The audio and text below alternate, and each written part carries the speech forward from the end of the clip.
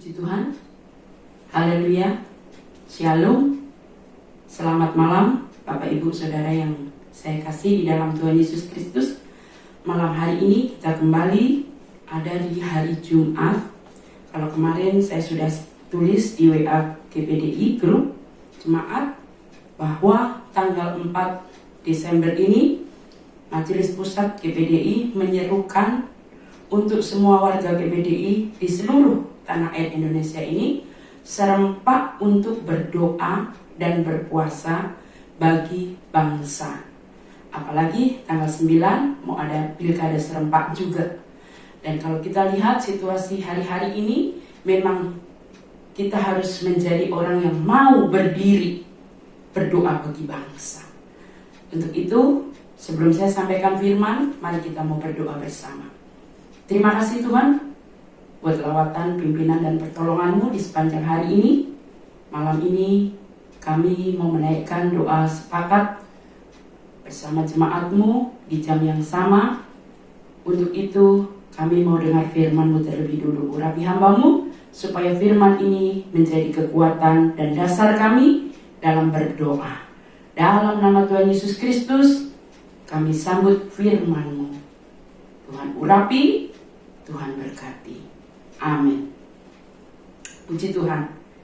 Sesuai dengan kerinduan kita untuk berdoa buat bangsa, maka malam ini saya berikan judul firman Tuhan, berdoa bagi Indonesia. Karena kita warga Indonesia, ya, kita berdoa bagi Indonesia. Tentu di dalam pokok doa kita nanti bukan hanya untuk Indonesia. Kita berdoa untuk dunia di mana kita tinggal di bumi ini. Kita berdoa untuk kedamaian dunia ini, untuk ketenangan dunia ini. Tapi untuk firman malam ini secara spesifik berdoa bagi Indonesia. Dalam Yehezkiel pasal 22 ayat 30 demikian firman Tuhan. Aku mencari di tengah-tengah mereka seorang yang hendak mendirikan tembok atau yang mempertahankan negeri itu di hadapanku, supaya jangan kumusnahkan, tetapi aku tidak menemuinya. Satu kali Tuhan rupanya mencari pendoa di satu negeri, tetapi tidak ditemui. Nah, pada malam hari ini, biar firman ini mengingatkan kepada saudara dan saya. Sesungguhnya Tuhan itu tidak harus butuh kelompok yang sangat banyak. Dari ayat ini dikatakan, aku mencari di tengah-tengah mereka, di tengah-tengah kita, orang warga negara Indonesia ini, seorang yang hendak mendirikan tembok atau mempertahankan negeri di hadapanku. Artinya apa? Berdoa buat bangsanya. Selama kita menjadi Kristen, menjadi orang percaya, berapa kali kita berdoa untuk bangsa ini? Kadang kita lebih fokus pada kebutuhan jasmani kita, pada kekayaan dan sebagainya. Tapi kita lupa berdoa untuk keselamatan jiwa-jiwa di negara Indonesia ini. Juga untuk keamanan di Indonesia ini. Kenapa saudara? Kenapa banyak orang fokus hanya untuk berdoa buat jasmani? Karena orang berpikir bahwa berkat utama itu kekayaan, ya berkat jasmani lah, ketenaran. Padahal berkat paling utama itu keselamatan. Sementara yang lain itu mengikuti. Karena Tuhan bilang, jika engkau mencari Tuhan, mengutamakan Tuhan, yang lain-lain itu pasti ditambahkan. Jadi malam hari ini, mari saudara dan saya, Bapak Ibu yang dikasihi Tuhan, kita berdiri sebagai seorang yang bersyafaat untuk negaranya. Di sini Tuhan mencari seorang tapi tak menemui. Dari ayat ini kita tahu Tuhan tak perlu banyak. Tapi siapa yang mau, yang terbeban berdoa untuk bangsa ini, mari kita lakukan.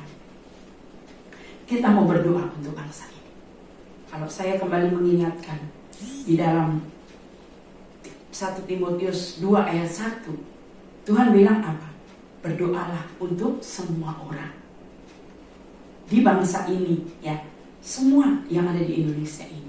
Kalau namanya semua orang, berarti orang yang mengecewakan kita, orang yang memusuhi kita, orang yang mengintimidasi kita, orang yang tidak suka sama kita, itu pun perlu kita doakan.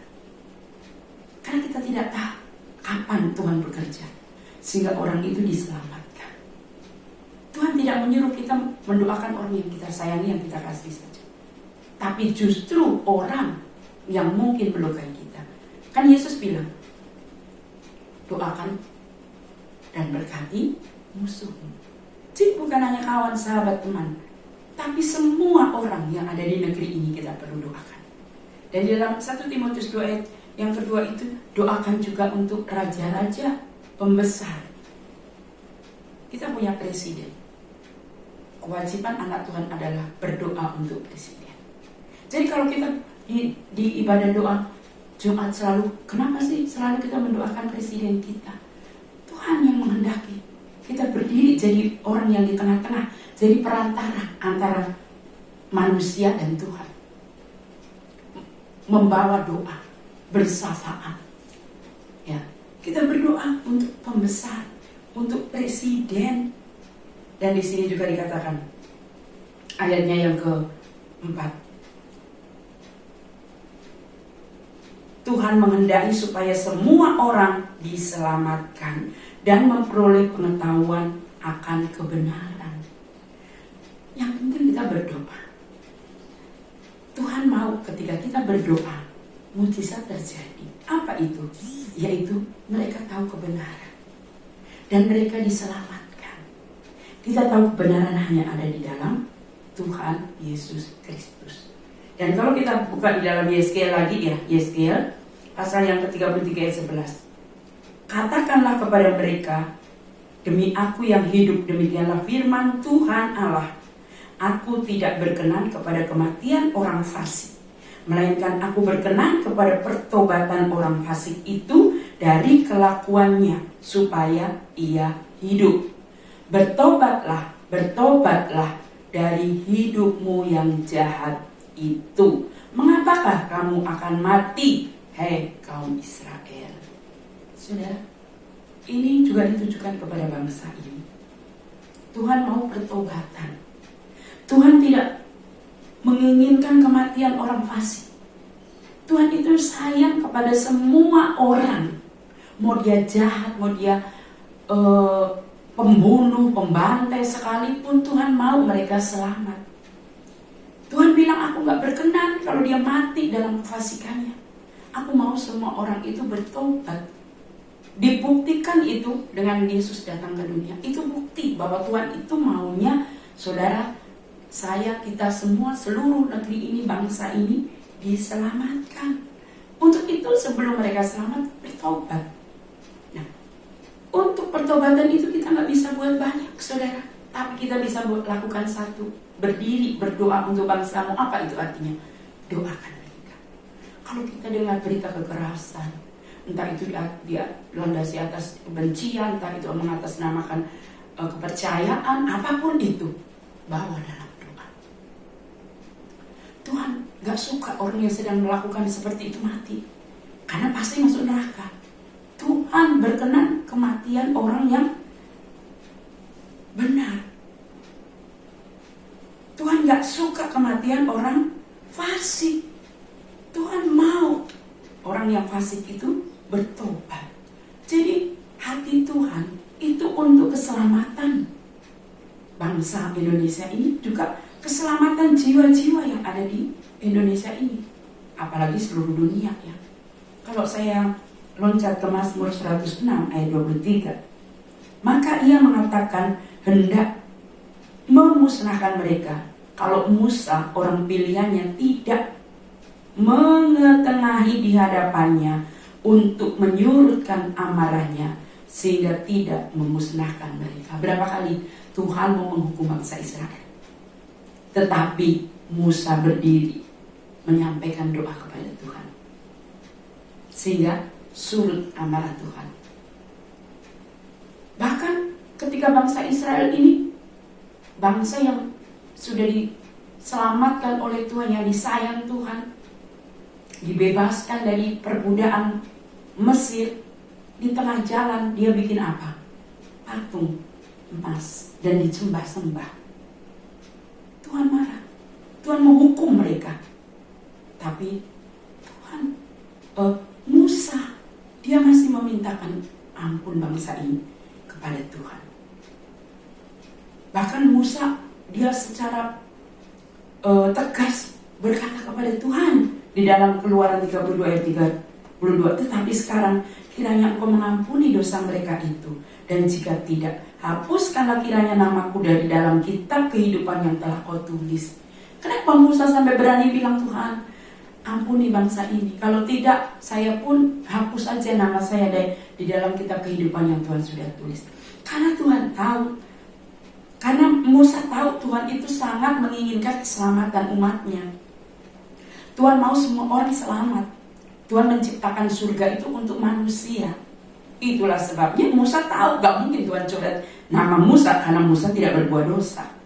Ya, Musa tahu hati Tuhan. Tuhan itu panjang sabar, penyayang.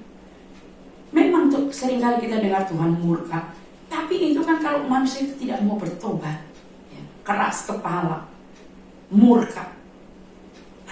Tuhan masih selalu kasih kesempatan untuk manusia bertobat. Banyak ayat mengatakan Allah itu panjang sabar, penuh kasih. Ya. Bahkan kalau di dalam Perjanjian Baru, Allah itu kasih. Tuhan kita Allah yang maha kasih. Kalau saudara ingat cerita Nabi Yunus, Nabi Yunus disuruh pergi kemana? Nineveh. Nineveh itu kalau saudara lihat peta sekarang, itu negara Syria. Ternyata negara itu sejak dari zaman dulu memang tukang perang. Tiada hari tanpa perang. Dan perangnya bukan hanya bunuh-bunuhan.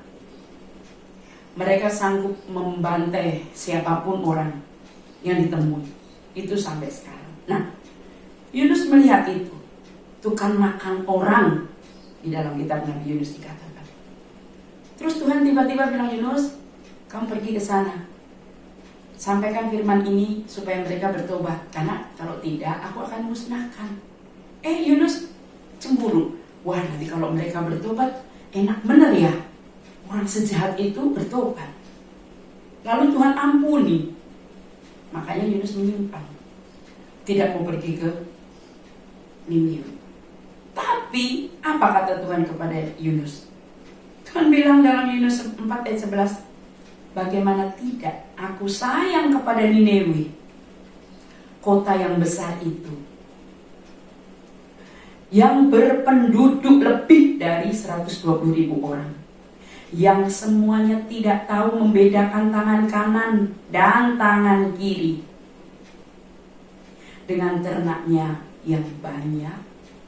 Saudara, bagaimana mungkin aku tidak menyayangi negara yang untuk bedain tangan kanan dan kiri saja nggak bisa. Memang mereka benar-benar jahat, nggak bisa membedakan mana yang baik, mana yang buruk. Bagaimana tidak aku sayang kepada mereka, kata Tuhan. Jadi jangan saudara pikir Tuhan gak sayang sama orang jahat. Tuhan sayang, ingin menyelamatkan. Nah, Tuhan mencari siapa yang bisa diutus untuk menyelamatkan. Nah, kita tidak bisa langsung hadir, kita bisa membawa orang-orang itu di dalam doa. Kalau kita lihat, apakah akhirnya Niniwe dihukum? Tidak. Karena Yunus menyampaikan firman dan mereka bertobat. Negeri yang harusnya 120 penduduknya itu musnah oleh doa dan seruan ratapan pertobatan mereka yang disampaikan oleh Nabi Yunus. Mereka selamat. Dan hari ini firman Tuhan datang kepada saudara dan saya, gereja Tuhan di Indonesia ini. Bagaimana tidak aku sayang kepada Indonesia, kota yang besar itu, yang berpenduduk lebih dari jutaan orang, ya, yang semuanya tidak tahu membedakan tangan kanan dan tangan kiri, dengan ternaknya yang banyak. Saudara, bukankah banyak, kalau disingkatkan 120.000 penduduknya, bukankah masih ratusan ribu penduduk Indonesia ini juga yang tidak tahu membedakan mana yang benar, mana yang tidak. Mereka tidak mengenal kebenaran. Apa yang salah justru dianggap benar, dianggap ibadah kepada Allahnya. Tuhan tidak akan memusnahkan, saudara.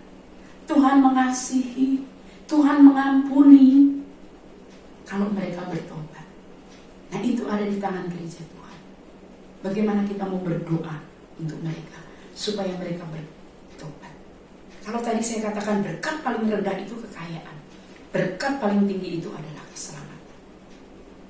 Jadi jangan saudara bangga kalau kita dapat mobil, dapat rumah baru. Itu berkat rendah. Berkat tertinggi itu keselamatan. Pertahankan keselamatan yang Tuhan sudah beri. Tuhan mau memberkati kita semua. Tuhan mau memberkati bangsa ini. Karena berkat tertinggi itu adalah keselamatan. Keselamatan jiwa kita.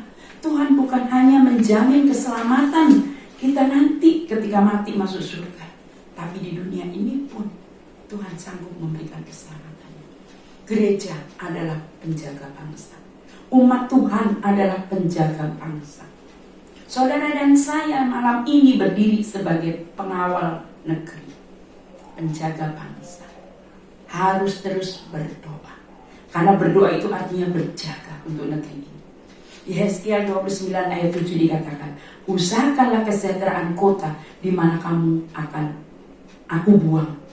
Dan berdoalah untuk kota itu kepada Tuhan. Sebab kesejahteraannya adalah kesejahteraanmu. Berapa kali kita baca ayat ini?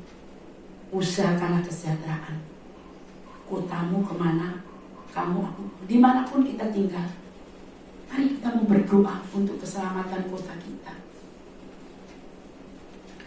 Sebab kesejahteraan kota, bangsa ini, kesejahteraan kita juga. Saat kita berdoa, Tuhan menjamah memberkati bangsa ini. Aparat pemerintah semua diberkati. Dan kalau mereka sejahtera hatinya, aman, damai, bukankah itu berdampak kepada kita juga? Kita bisa bebas beribadah. Kita bisa berdoa dengan tenang, dengan aman. Dan kalau kita sudah bisa berdoa, Tuhan sanggup mencurahkan berkatnya. Curahkan Tuhan hujan keselamatan, hujan pertobatan. Berkat itu bukan hanya materi, saudara. Keselamatan jiwa-jiwa, pertobatan jiwa-jiwa, itulah berkat. Saudara jangan berhenti berdoa ketika mungkin yang menjabat sebagai RT, RW, lurah, camat, kapolsek, bupati, apalagi gubernur, wali kota, presiden. Itu bukan pilihan, bukan favorit kita. Apa mungkin kita gak suka? Jangan lalu berhenti berdoa. Kita harus terus berdoa. Karena mereka itu dipilih oleh Tuhan. Alkitab bilang, semua pemimpin negeri itu yang milih Tuhan. Ada satu ayat, coba saya cari ya. Ada di Yeremia 5 ayat 9. Demikianlah, bagian tengah ya, bagian B saya bacakan. Demikianlah firman Tuhan, menyuruh memanggil Nebukadnezar, Raja Babel hambaku itu. Tuhan menyebut Nebukadnezar Raja Babel. Kita tahu Babel itu penyembah berhala. Hambaku, kata Tuhan. Artinya apa? Semua pemimpin negara itu hambanya Tuhan, dipakai Tuhan untuk menyejahterakan umatnya. Itulah sebabnya kita harus berdoa untuk pemimpin kita. Saudara kenalkan siapa Nebukadnezar? Dia hukum orang bukan hanya dipancung, dimasukkan lubang singa. Dan itu kesalahan gak imbang. Cuman karena gak mau ngikutin perintah nyembah patung, nyembah berhala. Dapur api dipanaskan 7 kali, pasti mati. Ganas, kejam, bengis. Tapi Tuhan bilang, Nebukadnezar hambaku itu. Tapi kota itu sejak ada Daniel, Sadrak, Mesakh, Abednego sejahtera. Doa anak-anak Tuhan ini yang membuat anak-anak Tuhan ini akhirnya hidupnya sejahtera, diberkati Tuhan, bebas beribadah di negeri yang Babel itu. Kenapa? Doa mereka. Bukankah Daniel berdoa 3 kali sehari? Kalau saudara mau nggak rumit, kapan sempat berdoa untuk bangsa, untuk negara, untuk presiden? Pas doa makan aja. Kalau doa makan kan Tuhan berkati makanan ini, sucikan dengan firman-Mu. Kadang ada yang berkati janda yatim piatu dan sebagainya, boleh itu juga. Itu selipkan, berkati bangsa kami, berikan hikmat kepada pemimpin kami. Gak ada salahnya saudara. Beri pertobatan kepada seluruh bangsa ini. Kalau kita dengar berita ada kekerasan, mungkin ada apa, langsung kita bawa pada Tuhan. Walaupun gak di jam khusus, mungkin jam pas doa makan sendiri. Doa makan kan biasanya gak panjang, paling 2 menit. Ada yang 1 menit dalam nama Yesus, amin. Ya kan? Tapi bawa itu. Karena kesejahteraan dan keselamatan bangsa ini ada di tangan gereja Tuhan, ada di tangan saudara. Bukan hanya Nebukadnezar. Saudara mungkin pernah dengar ada raja namanya Kores, Raja Kores. Di dalam Yesaya 55 ayat 1. Inilah firman Tuhan, inilah firmanku kepada orang yang kuurapi, kepada Kores yang tangannya kupegang. Raja Kores juga raja yang tidak mengenal Tuhan, tetapi tangannya dipegang Tuhan. Tuhan bilang raja yang kuurapi. Jadi semua pemimpin itu bisa Tuhan pakai. Pemimpin itu Tuhan yang memilih. Ya. Jadi siapapun yang memimpin negeri ini, seharusnya kita mendoakan. Karena lewat kepemimpinan mereka, saudara dan saya akan diberkati. Amsal 21 ayat 1, hati raja seperti batang air di dalam tangan Tuhan, dialirkannya kemana ia ingin. Hati raja itu seperti batang air.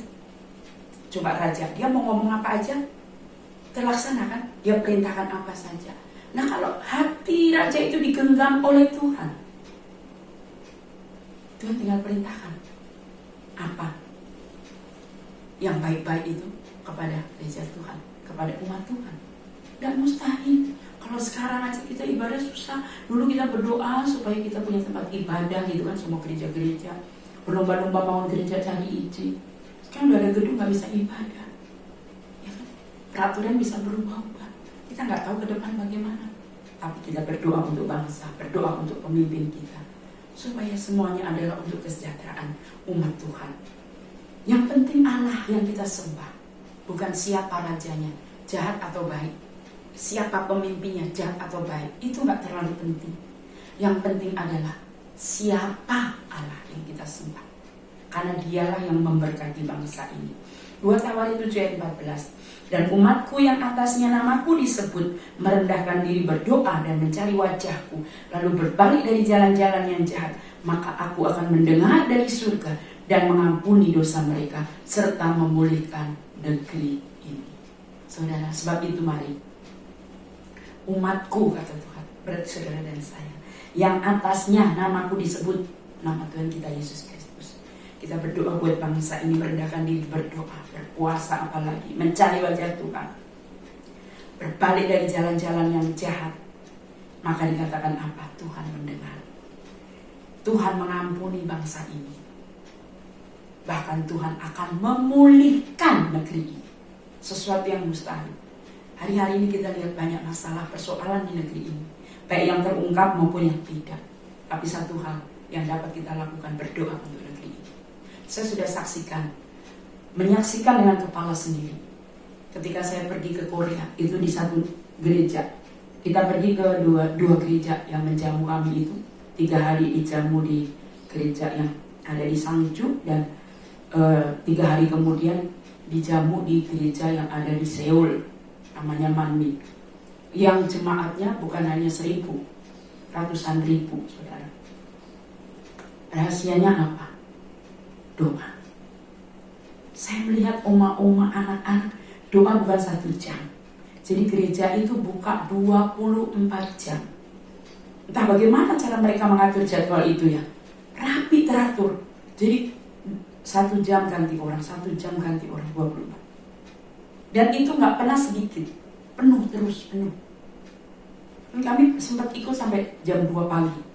karena datang pesawat itu dari Sangju naik bis ke Korea itu sampai udah jam 12 malam.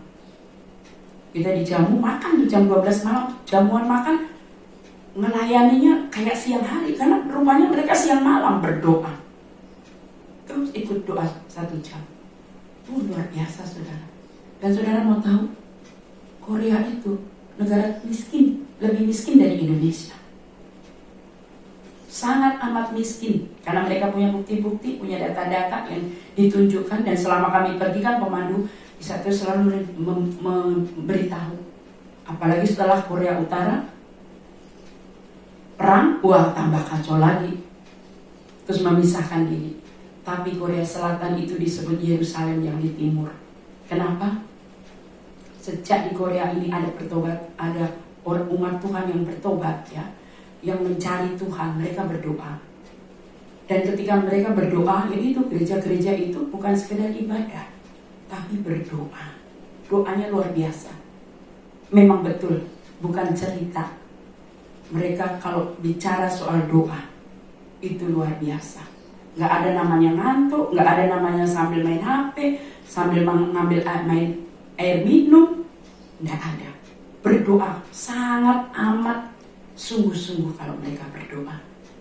Dan apa yang terjadi saudara? Negara yang miskin itu sekarang menjadi 12 negara yang termasuk kaya di dunia. Bukan itu saja, negara nomor 2 paling besar mengutus misionaris, Korea. Saudara, yang salah, mereka orang yang tak takut mati untuk memberitakan Injil. Ke daerah perang mereka pergi, ke daerah ISIS mereka pergi, kemana pun mereka pergi saudara. Bahkan di Indonesia ini ada daerah yang gak bisa nulis tulisan Latin, bisanya nulis tulisan Korea. Karena misionaris yang pertama kali datang ke situ mengajarkan baca tulis orang Korea.